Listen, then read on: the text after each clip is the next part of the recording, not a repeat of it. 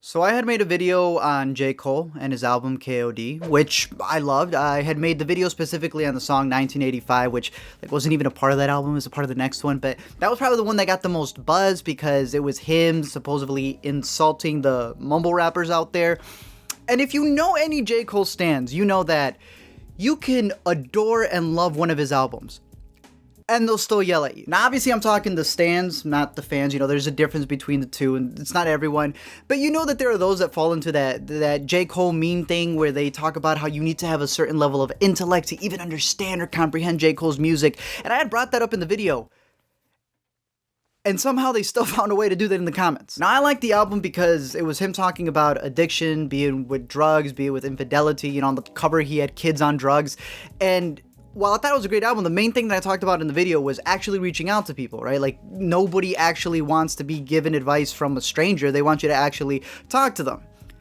It seemed like a lot of people did not agree with that at all. A lot of people believe that this is the rap game, so you should never reach out to somebody else. You know, they were saying that you have to be an idiot to even consider. You are unqualified if you actually believe that J. Cole should collaborate with someone in any song.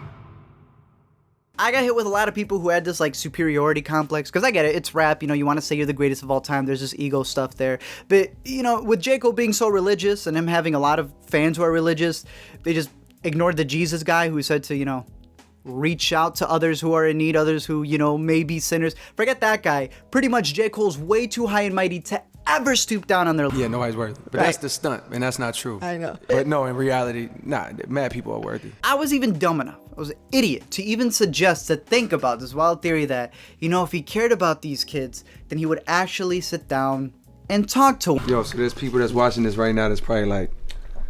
They probably won't believe it. Yeah, they say it's Photoshop. And look, I get comments like these all the times, right? I'm not always right. You know, the Kill Edward thing that a lot of people corrected me on, that wasn't released. I think the brother, it was like a week after I had uploaded the video that he came out and he said, yeah, that has to do with the stepdad. You know, I'm not always right. That's fine. I also know when the other people get really mad because 1985, where he tells these kids that they're going to end up on Love and Hip Hop, as not a diss, they got to grow up. But me calling him the second Lamar supposedly it's disrespectful. Even though it's disrespectful, you didn't know his middle name was Lamar. It's just interesting going back and reading the comments after he actually did go out and do that. It's not really about me being right. It's what got me thinking more after reading a lot of those comments was that mindset. You know, there's a certain mindset, and it since then it reminded me of a video with Kendrick Lamar. You know, maybe some of you have seen it, where the girl went up on stage and she said the N-word. But what really, you know, got me thinking, because that's a whole discussion in and of itself, is the fact that the entire crowd, the rest of the people there, were saying it. They weren't even booing her until King Kendrick said something, and then all of a sudden they're like, oh yeah, burn her at the stake. I think that whole mob fan mentality can be very dangerous, and it happens all the time. I've probably been a part of it many times too, right? Where either you're following blindly the person who you adore, who you look up to, or in the J. Cole stan version type of things, you actually hurt him more because of what you're doing. And then he comes out and blows your mind because he does the opposite. But what's crazy is when it goes beyond just, you know, like rap or sports teams or wherever where you're defending that side. It's when you actually have that ideology of you're too young to get it, you know, you must respect your elders, all these different types of things, which just causes that divide. Because honestly, in my opinion, not everyone has to agree, just like they did in the last one. The whole respecting your elders thing comes from them actually earning that respect. Like, you don't just gain respect because you're old. A lot of the people who I respect who are older than me, I'm not saying go like kick an old person. What I'm saying is that those people have earned it, so you respect them. I purposely disconnected from just social media. I wasn't really that connected to what was happening in music, what was going on. So at a certain point, I decided yo, I need to tune back in. I want to be a fan again, put it like that. I think there's a big disconnect that's happened, and where, you know, a lot of people feel that it's very easy to just scold another person, very easy to discipline, all these different things. It's a lot harder to reach out to somebody, right? And that's why it blows my mind that he actually did it, that J. Cole went out and was actually willing to sit down with someone who said this about him. J. Cole, nigga. J. Cole. Because we've been in that era where, you know, the whole cell phone thing where there's always that debacle of, you know, put away your cell phone when you're at the family table, when you're with family, when you're at school, all these different things. And I agree. I am not saying, don't get it twisted, which I'm sure it will. Kids who are just, they're terrible kids. They're rude, all that stuff. But I've also seen kids who are addicted to their cell phones, but when they respect somebody, they will actually put it away. When you actually give them a reason, something better than actually them being addicted to their phones where their life is at. It shows something when you're actually reaching out to them. And I think that J. Cole did that with this, right? I'm someone who watches a lot of Christian movies, and I always see the Christian people never being willing enough to go and talk to somebody who isn't in their circle. You know, the same thing with atheists to anyone who's religious. You see it in sports all the time. You see it in politics all the time. So for rap, the one genre where the fans of that genre are always trying to defend it from all of the stigmas, right? Of it being so violent, rap beef being the number one thing that causes like drive-by shootings.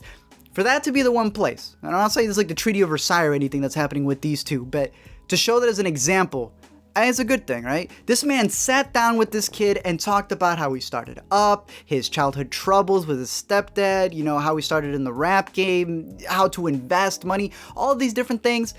How much Lil Pump is going to know about that? I don't know, but at least he planted a seed. Am I saying that every rap debate or battle, whatever you want to call it, is bad? Absolutely not.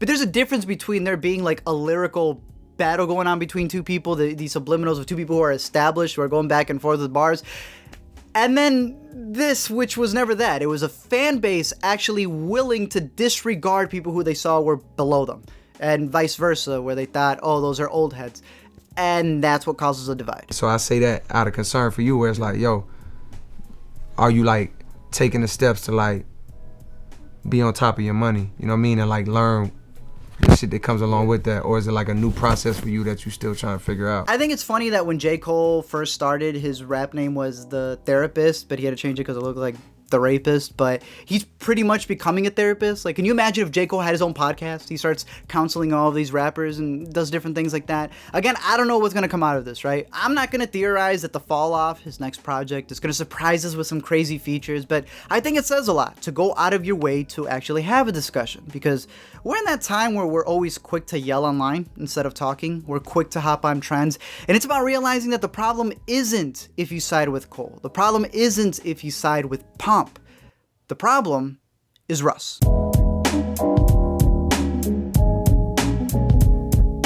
Thank you guys for checking out this video. I'm curious to know your thoughts down below. Again, it's very interesting. Go back and watch the video to see a lot of people who did not want Colt to do this, and then he did. And I think that adds to it. I think it shows a growth in the man. And even Lil Pump, I don't know what he's going to learn from it, but hey, that's there. I'm curious to know your thoughts about that. Let me know down below. I'm going to plug this right here. I've been talking about making a separate channel, sort of Let Me Explain for Music, called Hear Me Out. So definitely go check that channel. A lot of people asked me to cover a lot more music things, be it topics that have come out, be it albums, and I decided to do that there because, you know, not every album I can make an A to Z video where I get super in-depth into it, or where, you know, you learn something from it. Sometimes it's just like a Ray Shrimmered album, but it's cool to just like see what the top tracks or whatever is. So you could definitely go catch more of that stuff there. You could stick here to the A to Z show if you want, or you can go see that the new Lil Pump interview.